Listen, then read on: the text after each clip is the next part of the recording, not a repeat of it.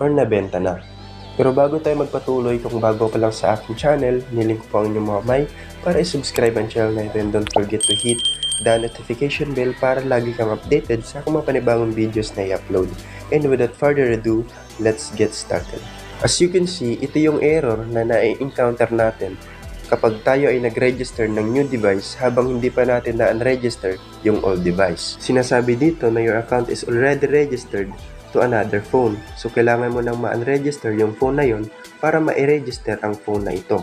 So, ngayon, paano nga ba ma-unregister yung old phone kung nawala na, or nasira, or nabenta na?